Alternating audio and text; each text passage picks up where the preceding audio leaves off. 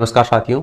देखिए, आपका 23 अक्टूबर को जो पेपर हुआ था पहली पारी में, उसमें आपको जो रीजनिंग के प्रश्न पूछे गए थे उसके आंसर की अपन बात करते हैं। देखिए, पहला प्रश्न आपको इसमें पूछा गया था, एक आपको श्रेणी दे रखी है और उसमें ये जो प्रश्नवाचक चिन्ह है इसके स्थान पर कौन सी संख्या आएगी ये आपको बताना था। तो इस श्रेणी के अंतर्गत देखिए आपको 3, 15, 35, 63 देखने से थोड़ा आइडिया लग गया होगा कि ये 2 के स्क्वायर 4 के नजदीक है, ये आपकी 4 के स्क्वायर 16 के नजदीक है, ये 6 के स्क्वायर 36 के नजदीक है, ये 8 के स्क्वायर 63 64 के नजदीक है। तो यहाँ से कहने का मतलब है कि 2 का स्क्वायर -1 करोगे तो 2 का स्क्वायर 4, 4 में से 1 घटाओगे तो 3 आ जाएगा।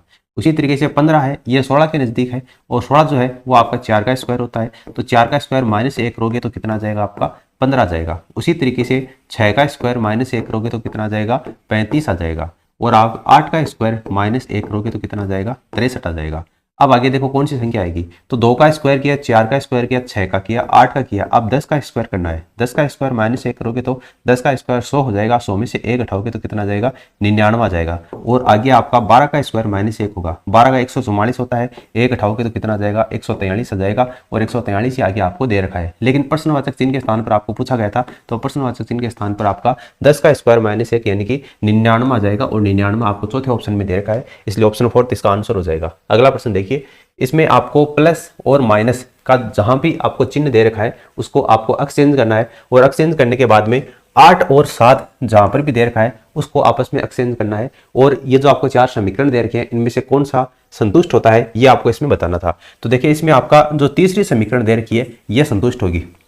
जैसे 6 है, प्लस की जगह माइनस रखो, 8 की जगह 7 रखो, गुणा 2, फिर माइनस की जगह प्लस रखो, 7 की जगह 8 रखो, और ये बराबर 0 होना चाहिए। तो देखो, सबसे पहले बोडमास के नियम के अनुसार अपन गुणा हल करते हैं, हालांकि भाग करते हैं, लेकिन भाग आपको यहाँ पर दिया गया नहीं है। तो 6 - 7 दूनी 14 प्लस 8 बराबर 0 होता है क्या? देखो, 8 और 6 दोनों पॉजिटिव हैं, तो 8 और 6 कितने हो गए 14, और ये आपका नेगेटिव का 14 दे रखा है, तो 14 - 14 बराबर 0। इसका मतलब इधर भी 0 और इधर भी 0, तो ये समीकरण है ये संतुष्ट हो रही है। इसका मतलब आपका जो तीसरा समीकरण है ये यहाँ पर संतुष्ट होगा। बाकी जो तीनों समीकरण आपको दे रखे हैं वहां पर प्लस की जगह माइनस, माइनस की जगह प्लस रखते हैं, 8 की जगह 7, 7 की जगह 8 रखते हैं, तो समीकरण है वो दिए गए मान के बराबर नहीं आती है, केवल तीसरी समीकरण आती है, इसलिए ऑप्शन सी इसका आंसर हो जाएगा। अगला प्रश्न देखिए, निम्नलिखित समीकरण को सही बनाने के लिए इनमें से कौन से 2 चिन्ह ऐसे हैं जिनको आपस में बदलना चाहिए। ये एक आपको इक्वेशन दे रखी है, और इसमें बराबर 38 लाने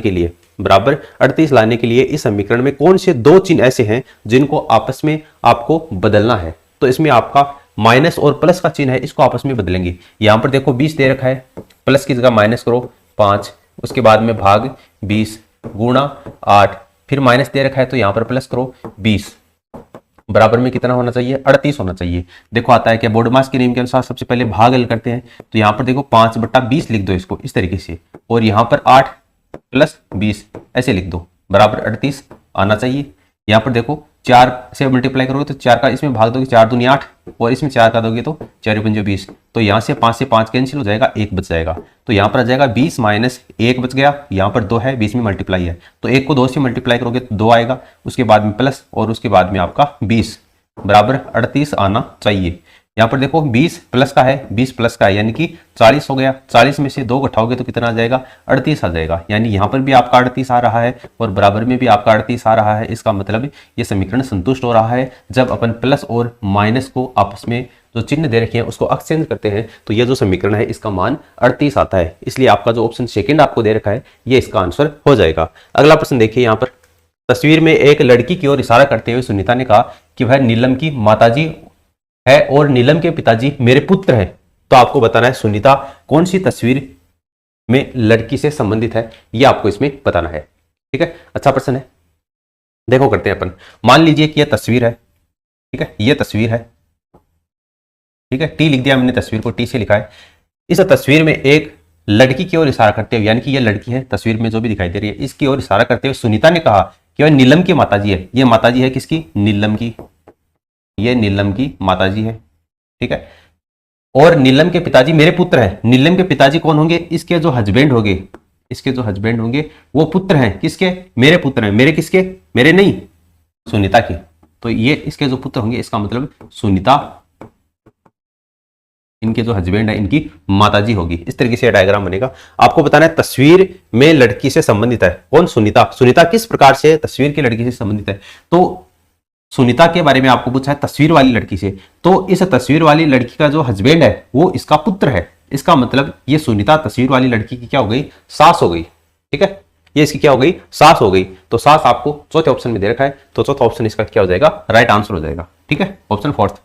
अगला प्रश्न देखिए, यदि पारक को ये लिखा जाता है, सर्ट को ये लिखा जाता है, पंडित को ये लिखा जाता है, तो निसार को क्या लिखा जाएगा। इसमें आपको कुछ भी नहीं करना था, केवल आपको ये जो मान दे रखे हैं, जैसे पी का मतलब 5 है, ए का मतलब 3 है, आर का मतलब 9 है, के का मतलब 4 है। उसी तरीके से सर्ट का आपको नंबर दे रखा है, पंडित का नंबर दे रखा है, तो यहां से निसार का निकाल लो। ये है NISHAR। तो एन का देखो कहां पर, एन का इधर से देखो 3 नंबर पर है ना, एन, तो 3 नंबर पर क्या दे रखा है, 2 दे रखा है। उसके बाद में आई देखो लास्ट से 2 है, लास्ट से 2 6 दे रखा है। उसके बाद में एस देख लो, यहां पर स्टार्टिंग से 1 दे रखा है, 1 आ जाएगा। उसके बाद में एच, तो एच यहां पर देखो 2 नंबर पर है, तो 2 पर 7 दे रखा है। उसके बाद में ए, तो ए यहां से 2 है, तो यहां से 2 3 दे रखा है। और आर, तो आर देखो यहां पर इधर से 3 है, इधर से 3 9 है, तो ये 9 आ जाएगा। यानी कि 26 से 17 39। कुछ भी नहीं करना था आपको, क्वेश्चन में दे रखा है जिस अल्फाबेट का जो नंबर दे रखा है वो उठाकर यहाँ पर रखना था, 26 17 39 आ जाएगा। और 26 17 39 आपको पहले ऑप्शन में दे रखा है, तो ऑप्शन फर्स्ट इसका आंसर हो जाएगा। अगला प्रश्न देखो, ये आपको एक मैट्रिक्स दे रखी है और इस मैट्रिक्स के अंतर्गत आपको ये जो प्रश्नवाचक चिन्ह दे रखा है इसकी जगह क्या आएगा ये आपको बताना है। देखो यहाँ पर छोटी छोटी संख्या यहाँ पर बड़ी है, यहाँ पर छोटी छोटी संख्या यहाँ पर बड़ी है, तो आपको इतना तो आइडिया लग गया होगा कि इनमें कोई ना कोई कैलकुलेशन होगी और ये नीचे वाली संख्या आएगी। तो देखो इसमें क्या कैलकुलेशन है, 8 4 8 का 32 होता है, 32 में से 2 माइनस करो। देखो यहाँ पर ये 8 × 4 - 2 यानी कि 32 - 2 करोगे तो 30 आ जाएगा। ठीक है, और 30 आपको यहाँ पर नीचे वाले में दे रखा है। आगे देखो, ये 7 × 5 करो, 7 पंजे 35, 35 में से 1 घटाओगे तो कितना आ जाएगा, 34 आ जाएगा। और 34 आपको नीचे वाला नंबर दे रखा है। उसी तरीके से देखो 11 को 2 से मल्टीप्लाई कर दो, 11 को 2 से मल्टीप्लाई करोगे तो 22 आएगा। और 22 में से आपको 6 घटाना है, तो 22 में से 6 घटाओगे तो कितना आ जाएगा, आपका 16 आ जाएगा। ठीक है, तो यहाँ पर ये जो प्रश्नवाचक चिन्ह है इसकी जगह 16 आ जाएगा। और 16 आपको कौन से नंबर में, कौन से ऑप्शन में दे रखा है, दूसरे ऑप्शन में दे रखा है। ठीक है, तो यहाँ पर 16 जो है ये इसका राइट आंसर आ जाएगा। ठीक है, कोई दिक्कत। आगे वाला प्रश्न देखो, दिए गए विकल्पों में से एक असंगत विकल्प का आपको चयन करना है। यानी कि 4 ऑप्शन दे रखे हैं, उन 4 ऑप्शनों में से 3 ऑप्शन तो ऐसे हैं जिसमें कोई ना कोई मेथड है वो लागू हो रहा है, लेकिन एक ऑप्शन ऐसा है जिसमें वो मेथड लागू नहीं हो रहा है। तो वो ऑप्शन कौन सा है ये आपको इसमें बताना है। देखो यहां पर ध्यान से देखोगे तो ये 11 है और ये 143 है। अब आपको ये तो पता है 11 का वर्ग 121 होता है, 12 का वर्ग 144 होता है, लेकिन आपको 143 दे रखा है। तो कोई बात नहीं, 11 में 1 जोड़ो 12, और 12 का जो वर्ग होता है उसमें 1 कम कर दो तो यहाँ पर 143 आ जाएगा। अब 5 में 1 जोड़ो कितना आ जाएगा, 6 आ जाएगा। 6 का स्क्वायर कितना होगा, 36 होता है, लेकिन उसमें 1 कम कर दो 35 आ जाएगा। ठीक है, उसी तरीके से 13 में 1 जोड़ो 14 आ जाएगा। और 14 का जो स्क्वायर है वो 196 होता है, उसमें से 1 कम करोगे तो कितना आ जाएगा, 195 आ जाएगा। तो 7 में 1 जोड़ोगे तो 8 का स्क्वायर कितना होता है आपका, 64 होता है। 64 में 1 कम करोगे तो कितना आना चाहिए, 63 आना चाहिए, लेकिन आपको यहाँ पर 67 दे रखा है। इसका मतलब यहाँ पर ये जो मेथड था आपका ये फेल हो गया। ठीक है, 7 और 67 क्या हो जाएगा, भिन्न है इन तीनों से, तो ये इसका आंसर हो जाएगा। अगला प्रश्न देखो, पिंकी ने राकेश से अधिक अंक प्राप्त किए, यामी ने डिंपल के बराबर और ललिता ने मंजू से कम अंक प्राप्त किए। आपको देखिए पिंकी और राकेश के बारे में देखा है, ये आपकी पिंकी है। ठीक है, और राकेश से अधिक अंक प्राप्त किए यानी नीचे आपका राकेश आ जाएगा। जिसने ज्यादा अंक प्राप्त किए हैं उसको अपन ऊपर लिख रहे हैं, जिसने कम अंक प्राप्त किए हैं उसको अपन नीचे लिख रहे हैं। तो पिंकी ने राकेश से अधिक अंक प्राप्त किए यानी पिंकी को ऊपर लिख दिया, राकेश को नीचे लिख दिया। उसके बाद देखो डिंपल, यामी ने डिंपल के बराबर और ललिता ने मंजू से कम अंक प्राप्त किए। ठीक है, क्या दे रखा है, यामी ने डिंपल के बराबर, यानी कि ये आपकी यामी है, यामी ने डिंपल के तो बराबर, डिंपल के बराबर, और ललिता ने मंजू से कम अंक प्राप्त किए। ललिता है, उसने मंजू से कम अंक प्राप्त किए, ललिता ने मंजू से कम अंक प्राप्त किए। ठीक है, उसके बाद में आगे आपको दे रखा है राकेश ने यामी से अधिक, यानी कि राकेश ने यामी से अधिक, यानी कि यामी यहां पर आ जाएगी और यहां पर डिंपल आ जाएगी। ठीक है, क्योंकि राकेश ने है यामी से अधिक अंक प्राप्त किया है, इसका मतलब इस यामी को उठाकर यहां पर रख दो। आगे देखो, आगे आपको दे रखा है राकेश ने यामी से अधिक और मंजू ने डिंपल से कम अंक प्राप्त किए, और मंजू ने डिंपल से, तो यहां पर ये मंजू आ जाएगी, मंजू ने डिंपल से कम अंक प्राप्त किए और यहां पर ये ललिता आ जाएगी। यानी ये जो इक्वेशन थी इसको यहां पर रख दिया आगे वाले क्वेश्चन को पढ़ने के बाद में, और ये इक्वेशन थी इसको उठाकर यहां पर रख दिया। अब अपनी जो क्वेश्चन है एक बार इसको फिर से पढ़ लो, ठीक है। देखो क्वेश्चन में क्या दे रखा था, पिंकी ने राकेश से अधिक अंक प्राप्त किए, तो पिंकी है यहां पर, देखो ये है पिंकी, तो पिंकी ने राकेश से अधिक अंक प्राप्त किए, बिल्कुल किए, इसलिए अपन ने इसको ऊपर लिखा है। यामी ने डिंपल के बराबर, यानी यामी और ये डिंपल बराबर अंक प्राप्त किए हैं, इसलिए अपन ने इसको बराबर में लिख दिया, बराबर अंक प्राप्त किए हैं। और ललिता ने मंजू से कम अंक प्राप्त किए, ये ललिता है ये मंजू है, ये कम अंक प्राप्त किए, इसलिए अपन ने इसको नीचे लिखा है ललिता को। आगे देखो राकेश ने यामी से अधिक, राकेश है इसने यामी से अधिक अंक प्राप्त किए हैं, इसलिए राकेश को ऊपर लिखा है। और मंजू ने डिंपल से कम अंक प्राप्त किए हैं, तो मंजू ने डिंपल से कम अंक प्राप्त किए हैं, इसलिए मंजू को डिंपल के नीचे लिखा है। अब आपको बताना है सबसे कम अंक भी किसने प्राप्त किए, तो सबसे नीचे कौन आपकी ललिता है, और ललिता ने सबसे कम अंक प्राप्त किए हैं, तो ललिता आपको दूसरे ऑप्शन में दे रखी है। इसका मतलब ऑप्शन जो सेकंड है ये इसका आंसर हो जाएगा। अगला प्रश्न देखो, ये आपको दे रखा है, इसमें इस क्रम को पूरा करना है। यहां पर ब्लैंक स्पेस दे रखा है, यहां पर दे रखा है, यहां पर, यहां पर, यहां पर, इस ब्लैंक स्पेस को आपको भरना है।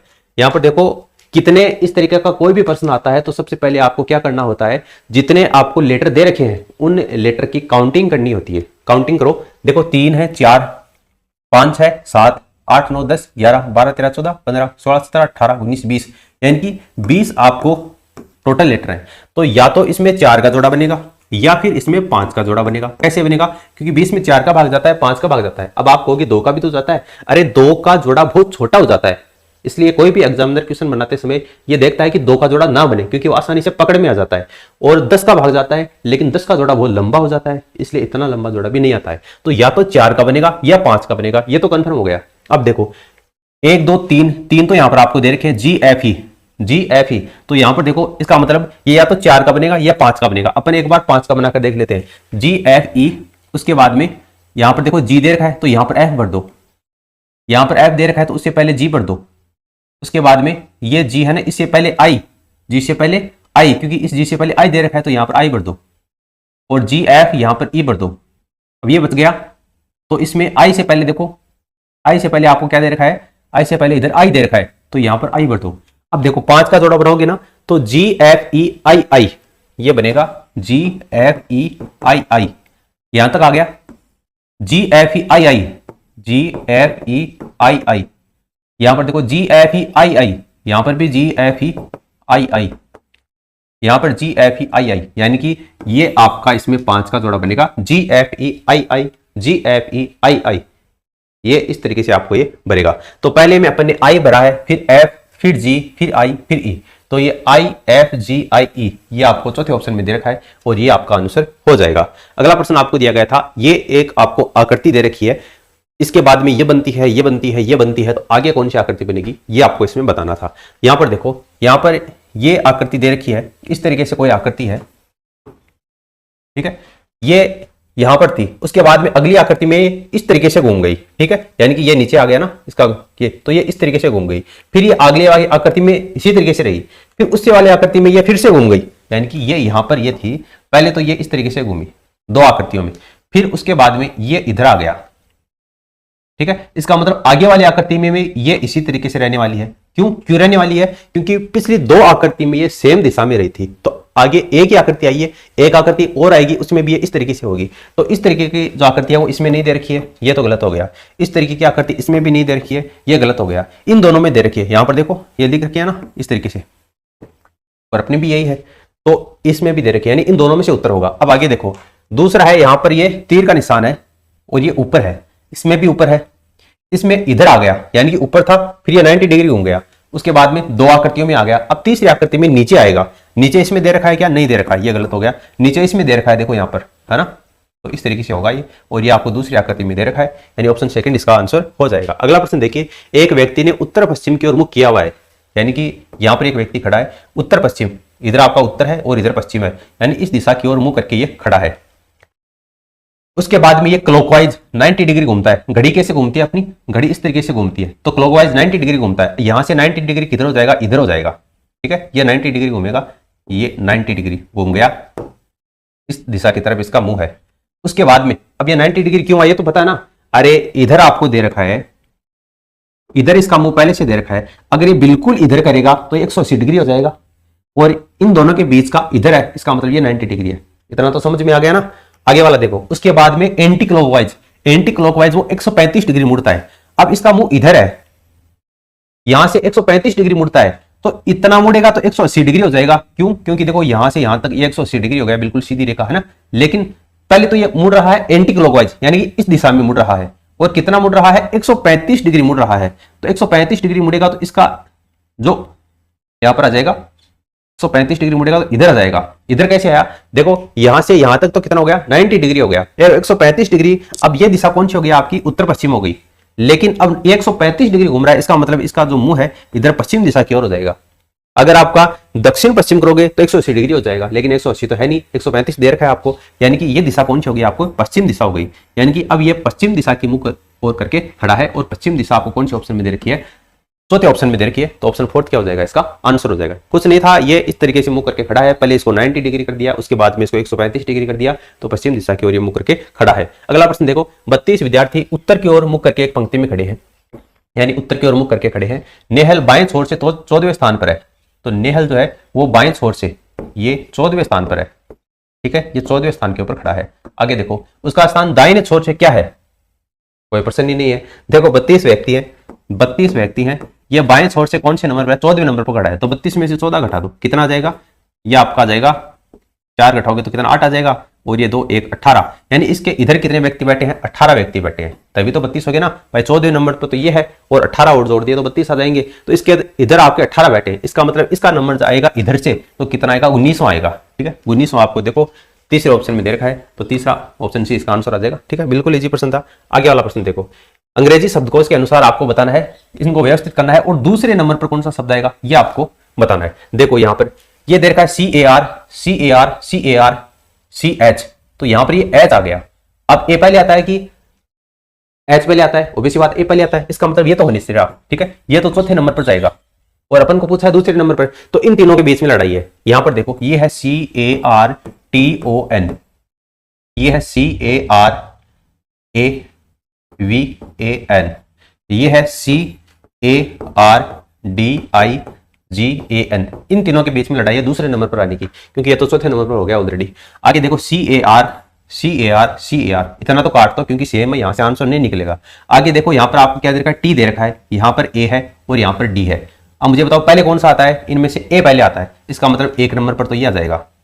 उसके बाद में T पहले आता है, D पहले आता है, इसका मतलब 2 नंबर पर ये हो जाएगा। और ये भाई साहब 3 नंबर पर हो जाएंगे, और ये तो 4 नंबर पर ऑलरेडी हो चुके हैं। दूसरे नंबर का पूछा था, तो दूसरे नंबर का आपका कार्डिजन हो जाएगा। कार्डिजन देखिए चौथे ऑप्शन में आपको दे रखा है, तो ऑप्शन 4 इसका आंसर हो जाएगा। तो देखिए दोस्तों, रीजनिंग के प्रश्न आपको इस पेपर में पूछे गए थे, उसकी कंप्लीट सॉल्यूशन की अपन बात कर चुके हैं। किसी क्वेश्चन में अगर आपको फिर से डाउट है तो आप नीचे कमेंट सेक्शन में कमेंट करके पूछ सकते हैं। आगे आने वाली जो शिफ्ट है उसके भी आंसर आपको, रीजनिंग के जो प्रश्न है उनके आंसर आपको डिटेल सॉल्यूशन के साथ में करवाए जाएंगे, और 150 प्रश्नों के आंसर की है वो पेपर खत्म होती है आपको प्रोवाइड करवा दी जाती है, तो वो आप चैनल विजिट करके भी देख सकते हैं। इस वीडियो को अपने दोस्तों के साथ में आप शेयर कर सकते हैं, ताकि उनको भी अपनी स्टडी में बेनिफिट मिले। और हमारे टेलीग्राम चैनल को आप जरूर ज्वाइन कर लीजिए, क्योंकि वहां पर आपको लगातार क्विज और इसकी PDF वो भी आपको वहां पर प्रोवाइड करवा दी जाएगी। फिलहाल इस वीडियो में इतना ही, धन्यवाद।